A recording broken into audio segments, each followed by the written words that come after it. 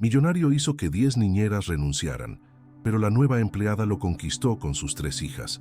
Las paredes de cristal de la mansión en La Moraleja reflejaban un cielo de invierno, gris y despiadado, reflejando el vacío que reinaba en el corazón de la casa. Ricardo Velasco entró, el sonido de sus zapatos italianos resonando en el mármol pulido como martillazos en una tumba. El silencio habitual fue roto por una voz estridente que venía de la sala de estar. Era Beatriz, su hermana, cuya presencia era tan ornamental y fría como la decoración de la casa. Ella estaba de pie, imponente, sobre la figura de Sofía, la nueva niñera, que estaba arrodillada en el suelo junto a la pequeña Lucía, de 7 años, que sollozaba incontrolablemente. Un jarrón de cristal, herencia familiar, yacía hecho añicos sobre la alfombra persa. Eres una incompetente, una campesina descuidada que no sabe cuál es su lugar, siseaba Beatriz, con el rostro contraído en una máscara de desprecio. Sofía no, respondía, limitándose a proteger a la niña con su cuerpo, como si pudiera absorber las venenosas palabras. ¿Qué onda, familia? Qué chido tenerlos aquí. Antes de arrancar con la historia, quería pedirles que me echen la mano con algo bien importante. Estamos súper cerca de nuestro gran sueño, llegar a los 1000 suscriptores. La neta, un montón de gente que ve las historias todavía no se suscribe. Si este contenido te gusta, pícale al botón de suscribirse, que con eso nos ayudas un chorro. Y también déjanos tu like, ¿sale? Cada like le dice a YouTube que esta historia rifa. Se la muestra a más personas y así, todos juntos, llegamos a la meta más rápido. Gracias por su apoyo, compas. Ricardo sintió una oleada de furia y agotamiento. Era la 11ª niñera en 3 años, y la escena parecía la repetición de una pesadilla interminable. ¿Qué está pasando aquí? Su voz de CEO, acostumbrada a dar órdenes, cortó el aire. Beatriz se volvió, componiendo una expresión de víctima, ultrajada. Ricardo, menos mal que has llegado. Esta mujer ha dejado que tu hija pequeña destruya el jarrón de mamá, y encima le ha gritado a la niña. La estaba aterrorizando cuando he llegado. Isabela y Carla, las hijas mayores, observaban desde el umbral de la puerta. Sus rostros adolescentes eran una mezcla de miedo y resentimiento, demasiado intimidadas por su tía para decir la verdad. Ricardo miró a Sofía, con una mirada dura y acusadora. Su mente, cansada de otro drama doméstico, estaba dispuesta a creer la versión más sencilla, la versión de su hermana, de su sangre. Sin embargo, en lugar de defenderse o llorar, Sofía hizo algo que rompió el guión de aquel drama repetido. Ignorando la acusación, acarició suavemente el pelo de Lucía y susurró una suave melodía, una canción de cuna de su pueblo andaluz que olía a tierra y a tardes de sol. La niña, poco a poco, dejó de sollozar, su pequeño cuerpo relajándose en el abrazo de la niñera. Solo entonces, Sofía levantó la mirada hacia Ricardo y sus ojos, de una serenidad desconcertante, no contenían miedo ni ira, solo una profunda compasión. No es mala, señor Velasco, dijo, con voz firme pero suave. Solo está sufriendo mucho. La nostalgia que siente no cabe en su pequeño corazón. Por eso, a veces, se desborda y rompe cosas. La sencillez de aquellas palabras golpeó a Ricardo con la fuerza de una revelación. Por primera vez, alguien no veía el mal comportamiento, sino su origen. No veía una rabieta, sino una petición de auxilio. Beatriz, al darse cuenta de que estaba perdiendo el control de la narración, resopló con impaciencia. ¡Qué tontería! ¿Estás escuchando a esta sensiblera barata? Te está manipulando, Ricardo. Esta gente es así. Pero Ricardo ya no la escuchaba. Estaba mirando a Lucía, que ahora se aferraba a la mano de Sofía como si fuera un salvavidas. Vio, como por primera vez, el profundo duelo en los ojos de su hija, un reflejo de su propio duelo enterrado bajo capas de trabajo y negación. Un abrumador sentimiento de culpa empezó a subirle por la garganta, frío y amargo. Les había dado a sus hijas todo lo que el dinero podía comprar, pero les había negado lo esencial. Un padre que viera su dolor. Basta, Beatriz, dijo, su voz sonando extraña a sus propios oídos. Vete. Su hermana se quedó boquiabierta, su rostro pasando de la incredulidad a la furia. Te arrepentirás de esto, Ricardo. Verás que tengo razón. escupió antes de salir, su rabia resonando en la casa ahora silenciosa. Ricardo se quedó solo con Sofía y Lucía. El sonido del llanto de la niña, sustituido por el tic-tac de un reloj de pared que medía el tiempo de una vida que él no estaba viviendo. El peso de su negligencia cayó sobre sus hombros como una losa de mármol. No era el titán que el mundo de los negocios veía. Dentro de su propia casa, era un fracasado, un padre ciego que casi había expulsado a la única persona que parecía tener la capacidad de ver el alma herida de sus hijas. La crisis inmediata se había evitado, pero su batalla interna no había hecho más que empezar. A la mañana siguiente, un sol pálido e invernal iluminaba las geometrías perfectas del jardín, pero no conseguía disipar la sombra que se había instalado en el alma de Ricardo. La culpa era una compañera incómoda, que lo había mantenido despierto durante la noche. Buscó a Sofía, sintiendo una urgencia que no comprendía, y la encontró sentada en la hierba cubierta de escarcha, a una distancia respetuosa de Carla.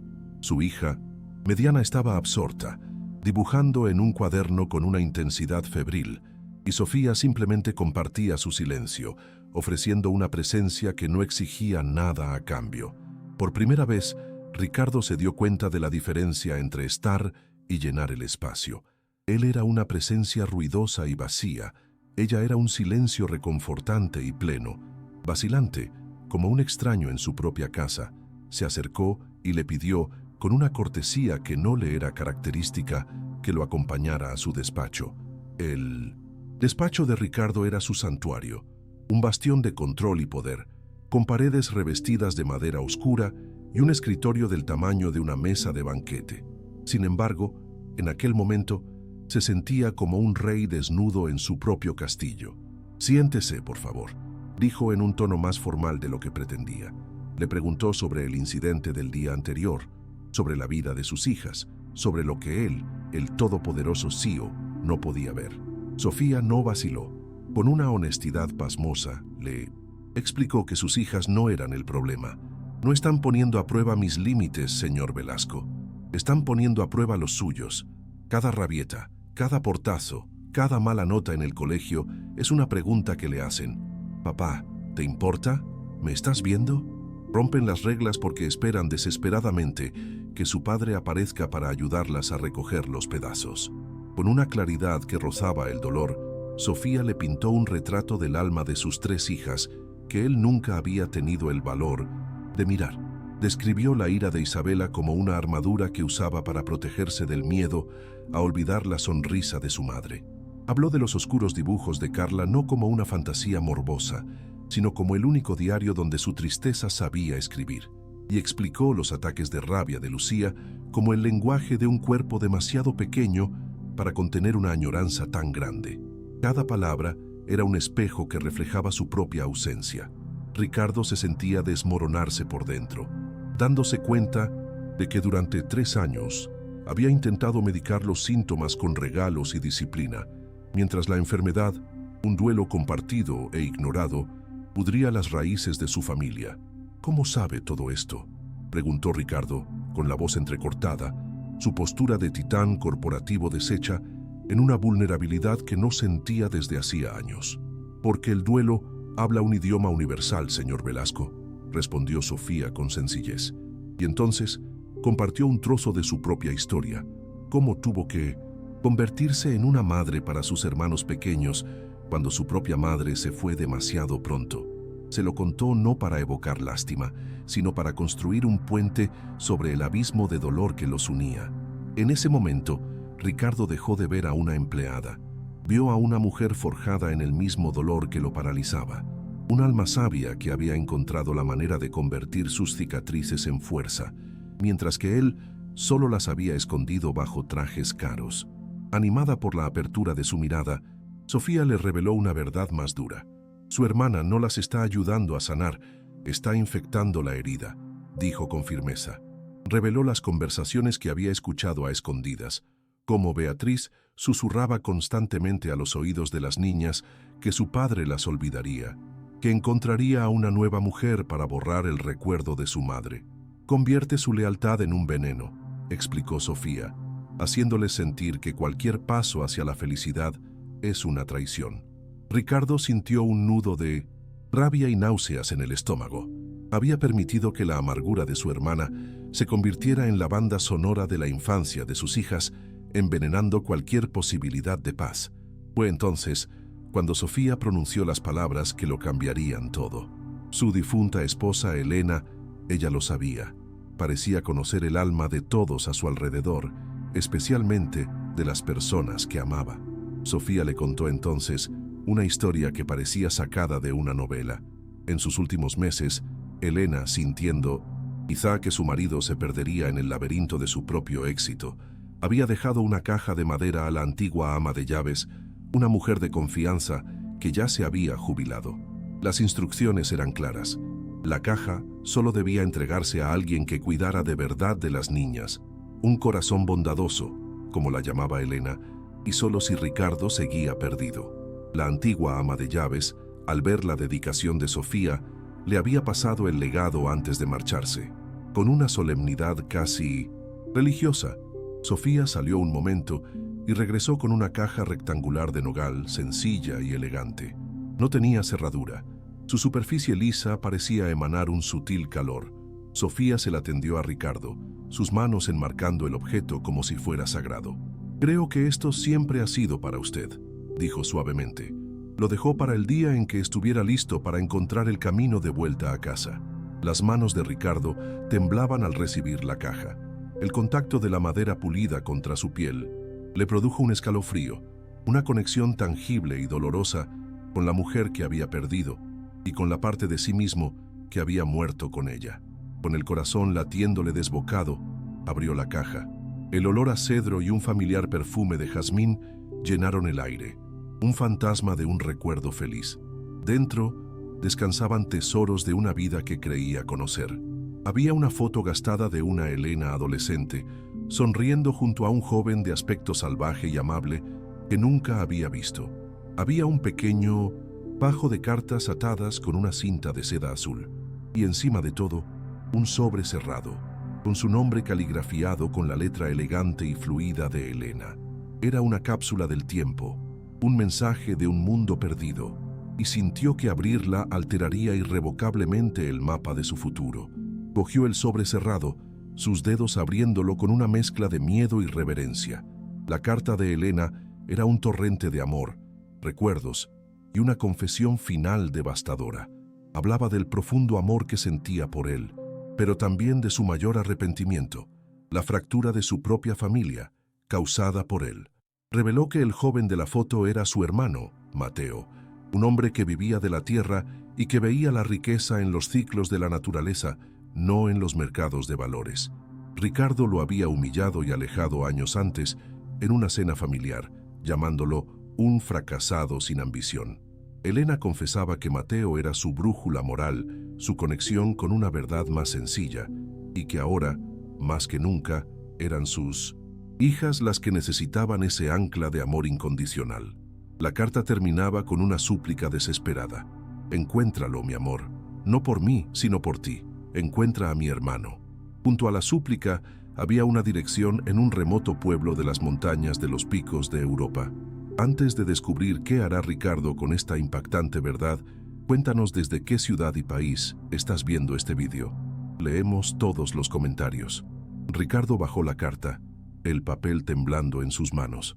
La revelación no le golpeó como una ola, sino como un tsunami, barriendo todas las excusas y autoengaños que había construido. Su duelo era solo la superficie del problema.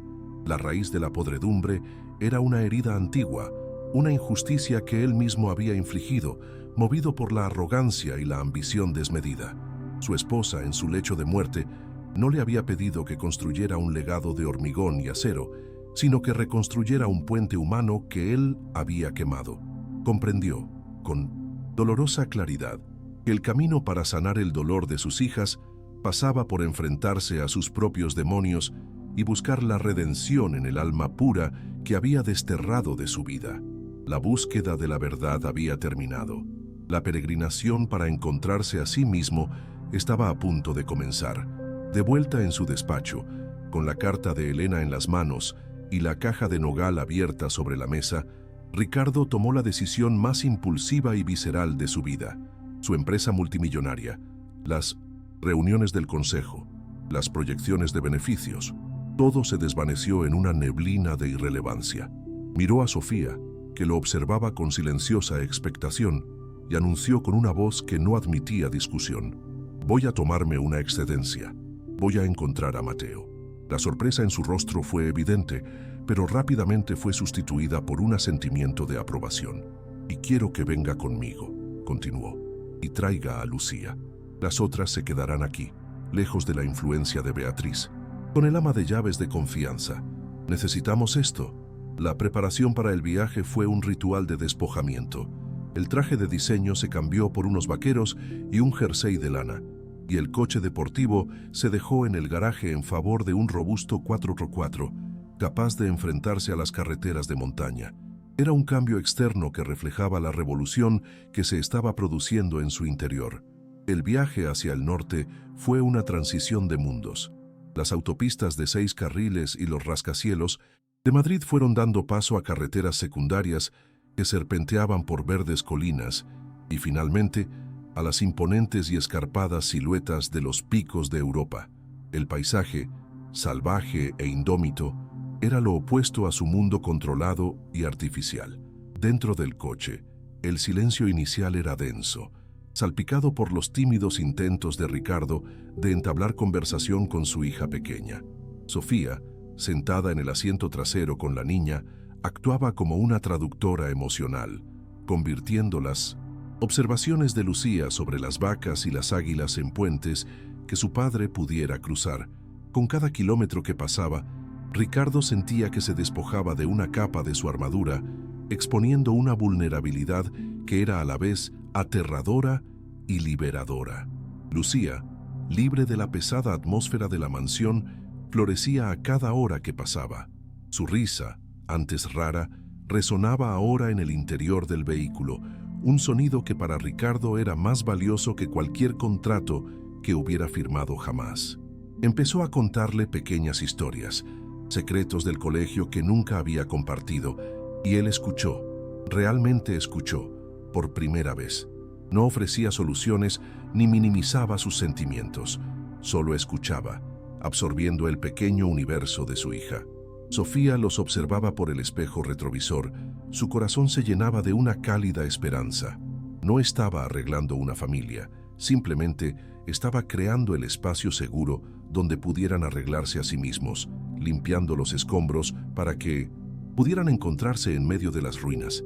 Llegaron al pequeño pueblo enclavado en el valle a última hora de la tarde. Parecía un lugar sacado de un cuento de hadas, con sus casas de piedra oscura, sus tejados de pizarra y el humo que se elevaba perezosamente de las chimeneas.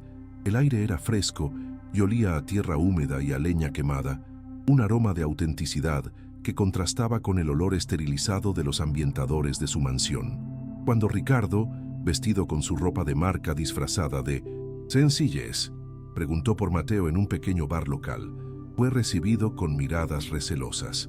Aquellos hombres de rostros curtidos por el tiempo no estaban acostumbrados a los extraños, especialmente a los que llegaban en coches caros y tenían la urgencia de la ciudad en los ojos.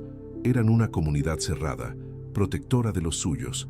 Fue necesaria la intervención de Sofía, con su familiar acento andaluz y su genuina sonrisa, para romper el hielo. Habló de la familia, de la necesidad de reencuentro, y su sencillez los convenció. Un viejo granjero, tras un largo sorbo de su vaso de vino, señaló una ladera empinada.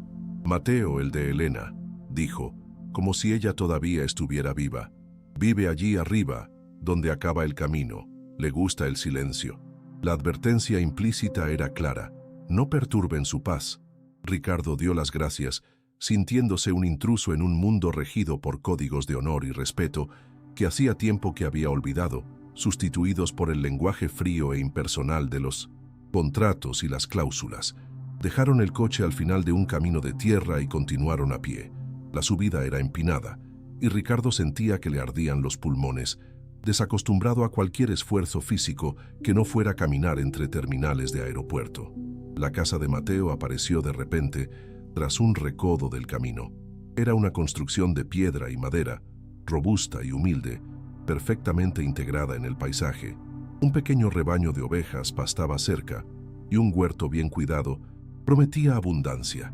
Había una sensación de paz, de trabajo honesto y de autosuficiencia que Ricardo nunca había conocido. Su imperio dependía de miles de personas. El mundo de Mateo dependía solo de sus dos manos. Su corazón latía con fuerza, una mezcla de miedo y expectación. Estaba a punto de enfrentarse al hombre que representaba el camino no tomado, el espejo vivo de las elecciones que su difunta esposa había lamentado. Sintió la pequeña mano de Lucía deslizarse en la suya, sus deditos apretando con fuerza. «¿Vamos a conocer al hermano de mamá?», preguntó, su voz inocente cortando la tensión. Ricardo la miró, su valor y su pureza, y encontró en ella la fuerza que le faltaba. «Sí, cariño, vamos a conocer a tu tío», respondió, la palabra tío sonando extraña y maravillosa en sus labios. Juntos, padre e hija, con Sofía a una distancia respetuosa, dieron los últimos pasos hacia la puerta de aquella casa, hacia un ajuste de cuentas que definiría el futuro de todos. Mateo estaba en 1970, la parte de atrás de la casa, partiendo leña con un ritmo constante y poderoso. El sonido del hacha cortando la madera era el único que rompía el silencio de la montaña. Era mayor de lo que Ricardo recordaba, su rostro surcado por profundas arrugas, su piel quemada por el sol y el viento, pero sus ojos, cuando se levantaron y vieron a los visitantes, eran los mismos.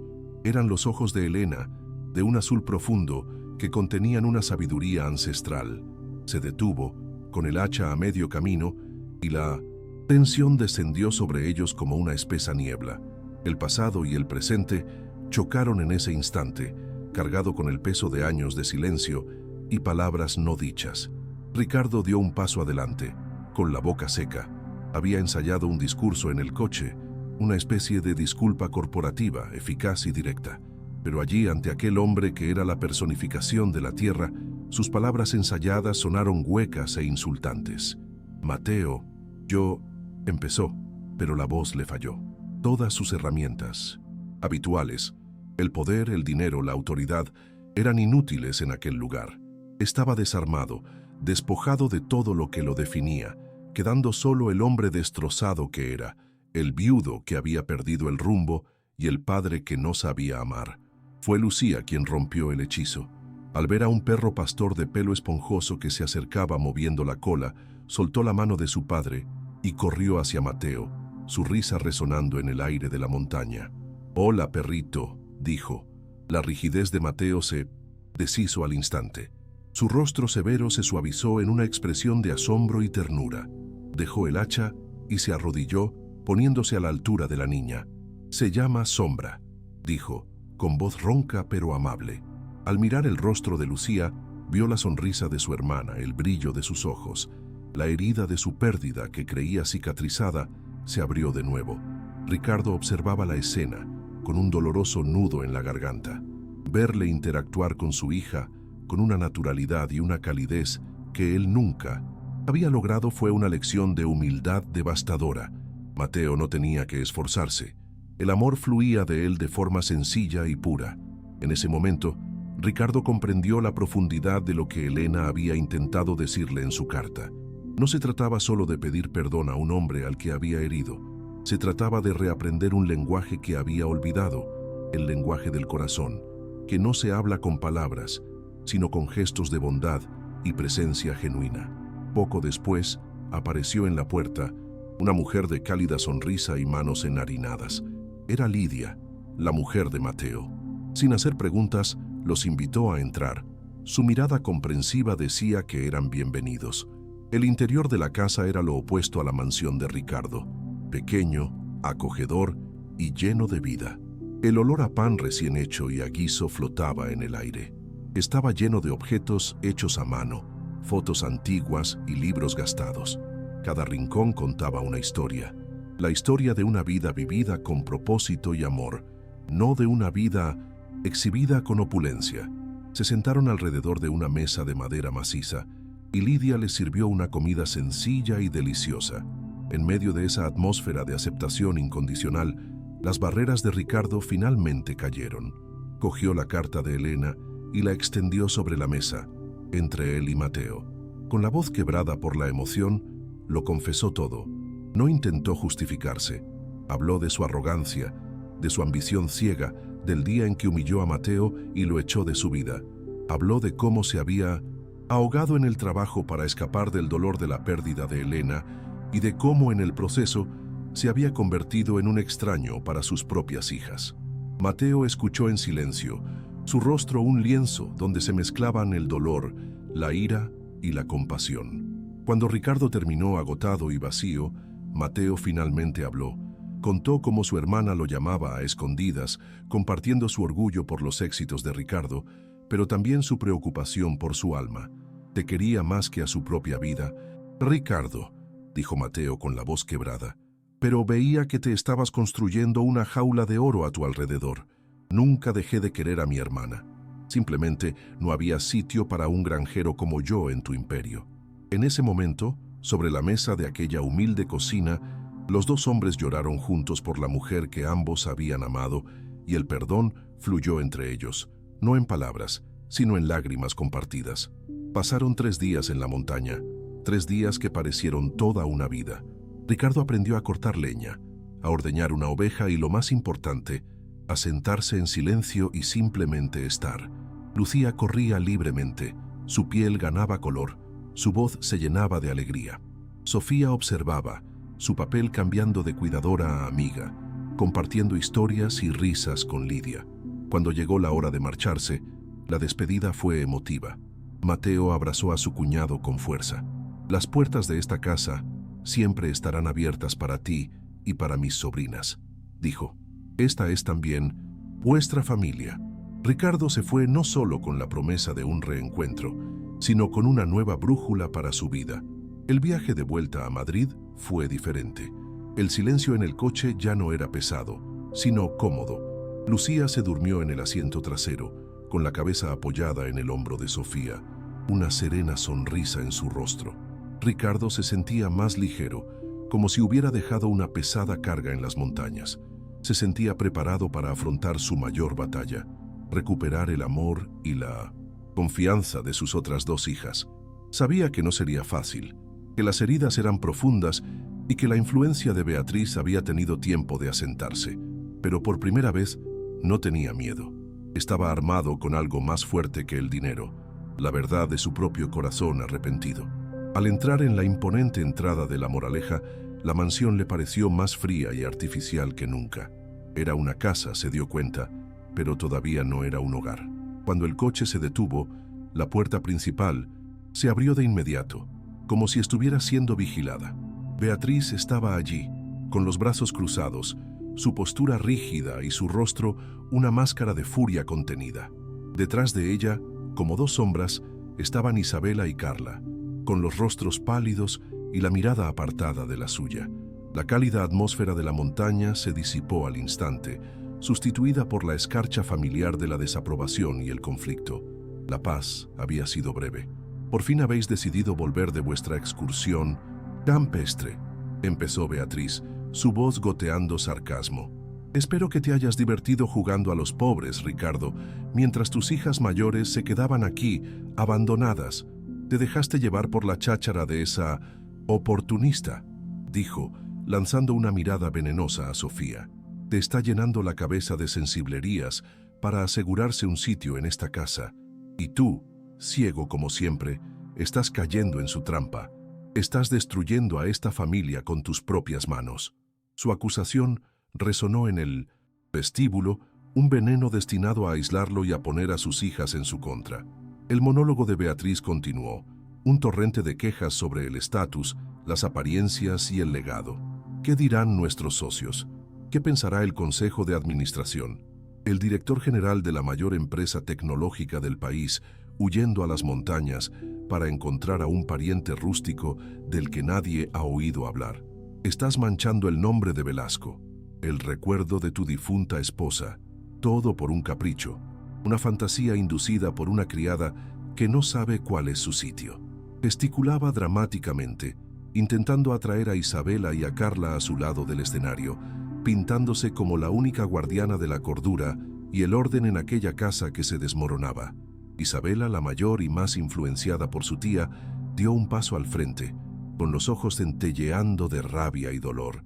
«Tía, tiene razón. Te fuiste y ni siquiera te despediste. Nos dejaste aquí mientras te ibas de paseo con tu nueva favorita», dijo la palabra saliendo con desdén. «Tía nos dijo que intentabas olvidar a mamá, que dejabas que esta mujer borrara todos sus recuerdos». Las palabras claramente ensayadas y alimentadas por el veneno de Beatriz golpearon a Ricardo, pero no lo derribaron. Miró a sus hijas viendo más allá de la rabia, viendo el dolor y el miedo que la alimentaban. El antiguo Ricardo habría explotado, habría gritado, impuesto su autoridad, entrado en un juego de poder que solo habría generado más resentimiento. Pero el hombre que regresó de las montañas era diferente. Respiró hondo y miró más allá de Beatriz, centrándose solo en sus hijas. Caminó lentamente hacia ellas, con las manos abiertas en un gesto de paz. «Isabela, Carla», empezó, su voz sorprendentemente tranquila y suave. «Tenéis toda la razón para estar enfadadas conmigo, pero no porque me fuera durante 3 días. Tenéis razón, porque he estado ausente durante 3 años». Se arrodilló en el suelo de mármol, poniéndose a su nivel. Un gesto de sumisión que sorprendió a todos, especialmente a Beatriz. «Os he fallado», continuó, las lágrimas brotando de sus ojos sin vergüenza. «Tenía tanto dolor que me escondí en el trabajo y os dejé solas con el vuestro. Fue un error imperdonable. Fui un cobarde». La cruda honestidad de sus palabras empezó a derribar el muro de rabia de las niñas. Les habló de la carta de su madre, de su último deseo, del tío Mateo y de la paz que había encontrado al corregir un error del pasado. «¿Vuestra tía ha dicho que quiero borrar el recuerdo de vuestra madre?», preguntó suavemente. «Es lo único que me mantiene vivo. No quiero borrar nada. Quiero aprender a honrarla como es debido. Y la mejor manera de hacerlo es ser el padre que ella siempre quiso que fuera para vosotras». Extendió los brazos. Os quiero más que a mi empresa, más que a mi dinero, más que a mi propia vida. Perdonadme por haber tardado tanto en acordarme». Carla fue la primera en ceder, su cuerpo temblando con sollozos mientras se lanzaba a los brazos de su padre. Isabela dudó un momento, con la lealtad dividida, pero al ver las lágrimas genuinas de su padre y el fuerte abrazo que le daba a su hermana, su armadura se rompió. Se unió al abrazo, llorando en el hombro de su padre por primera vez en años. Era un abrazo torpe, fracturado, pero real. Era el comienzo de la curación. Lucía, que lo había observado todo en silencio, corrió y se unió al grupo, completando el círculo. Por un instante, fueron una familia unida en medio de su frío palacio, su dolor compartido convirtiéndose finalmente en una fuente de unión, y no de separación. Fue en ese momento de vulnerabilidad y reencuentro cuando Ricardo se levantó y miró a su hermana. Su voz, cuando habló, no tenía ira, solo una claridad fría y definitiva. «Se acabó, Beatriz. Tu veneno ya no tiene cabida en esta casa. Durante años has utilizado el duelo de estas niñas para manipularlas y controlarlas, para mantenerlas atrapadas en un pasado de dolor, porque tu propia vida es vacía y amarga. Has alimentado su inseguridad para sentirte importante. Pero esta familia, a partir de hoy, va a empezar a sanar. Y la curación empieza con tu marcha». La máscara de Beatriz cayó por fin, revelando la fealdad de su alma. Su rostro se contrajo en una mueca de odio. «Ingratos, ¿así me pagas todo lo que he hecho por intentar mantener la decencia en esta casa de locos? ¿Vas a cambiar a tu propia hermana por una campesina analfabeta y un puñado de niñas mimadas? ¿Vas a destruir todo lo que nuestros padres construyeron? Te arrepentirás de esto, Ricardo. Acabarás solo y arruinado», gritó, su voz resonando con la histeria de la derrota. Ricardo no respondió. Solo caminó hacia la puerta principal y la abrió. «Adiós, Beatriz». Lo miró a él, a sus sobrinas que ahora se aferraban a su padre, y a Sofía, que observaba la escena con silenciosa dignidad. Derrotada y expuesta, Beatriz salió, escupiendo un último insulto, antes de desaparecer en la oscuridad. El sonido de la puerta al cerrarse fue como el punto final de un capítulo largo y doloroso. ¿Te está gustando esta historia? Deja tu me gusta y suscríbete al canal para no perderte el desenlace. Ahora, Continuamos con el vídeo. En el silencio que siguió, el aire del vestíbulo parecía más limpio, más ligero. Las sombras parecían haber retrocedido. Ricardo abrazó a sus 3 hijas con fuerza, sintiendo el peso y el calor de sus cuerpos como un ancla que lo devolvía a la vida. No había soluciones mágicas, y el camino por delante sería largo y difícil, lleno de conversaciones y de reconstrucción de la confianza. Pero, por primera vez en mucho tiempo, no era un camino que tuviera que recorrer solo. Desde lejos, junto a la escalera, Sofía observaba la escena, sus propias lágrimas corriendo silenciosamente por su rostro. No eran lágrimas de tristeza, sino de un profundo y abrumador sentimiento de deber cumplido. Ella había sido la chispa que encendió la luz en la oscuridad, la brújula que señaló el norte cuando todos estaban perdidos. Su trabajo como puente había terminado. Ahora tendrían que aprender a atravesar la vida juntos, por sí mismos, y estaba segura de que, finalmente, lo conseguirían. En los días que siguieron a la tormenta, la mansión de La Moraleja empezó a respirar por primera vez. El cambio no fue solo la ausencia de Beatriz, sino la presencia activa de Ricardo. Canceló 3 viajes internacionales y convocó su primera reunión familiar. No en una sala de juntas, sino sentados en cojines en el suelo del salón. No dictó reglas, hizo preguntas. ¿Qué querían comer? ¿Qué les gustaría hacer el fin de semana? Aquella primera noche, rompieron la más sagrada de las reglas de la casa. Comieron pizza con las manos en el comedor formal, dejando manchas de grasa en el mantel de lino almidonado. Por primera vez en años, las paredes de cristal no reflejaban la soledad, sino los ecos de risas torpes y el sonido de una lista de reproducción de música pop elegida por Isabela. Ricardo estaba reaprendiendo a ser padre y sus hijas estaban reaprendiendo a ser una familia. Unos días después, Ricardo llamó a Sofía a su despacho, el mismo lugar donde, semanas antes, la había mirado con recelo.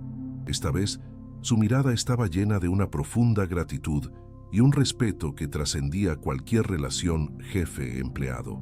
Sofía, empezó, con voz firme, no solo has salvado a mis hijas, me has salvado de mí mismo. Me has dado el valor de mirar el abismo en que se había convertido mi vida. Explicó que el título de niñera ya no tenía sentido. Le ofreció un nuevo puesto, un cargo que él mismo creó, gerente de bienestar familiar.